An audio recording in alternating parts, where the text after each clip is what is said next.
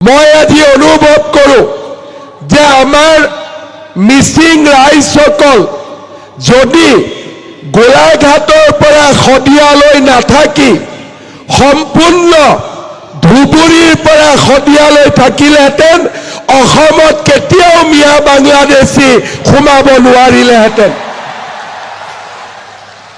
আজি গোলাঘাটৰ পৰা শদিয়ালৈ ব্ৰহ্মপুত্ৰৰ এটাও চৰ চাপৰিত অবৈধ বাংলাদেশী সোমাব পৰা নাই।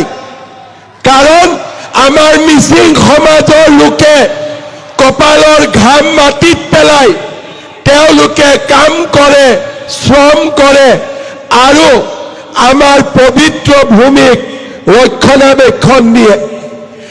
এবাৰৰ বাবে আপোনালোকে চিন্তা কৰক, গোলাঘাটৰ কাজিৰঙাৰ পৰা শদিয়ালৈ নাথাকি এই মিচিং সম্প্ৰদায়ৰ লোকসকল যদি বৰপেটা নলবাৰী ধুবুৰীতো থাকিলহেঁতেন আমাৰ অসমৰ এটুকুৰা মাটিও কেতিয়াও কোনো বাংলাদেশীয়ে লৈ যাব নোৱাৰিলেহেঁতেন।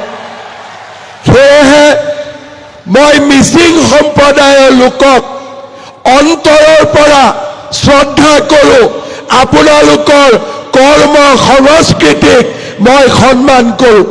কাৰণ আপোনালোকে আমাৰ জাতিটোৰ প্ৰতি, আমাৰ অসমৰ প্ৰতি, অসমৰ কলা সংস্কৃতি ভাষাৰ প্ৰতি এক যুগমীয়া দায়িত্ব বহন কৰি আহিছে।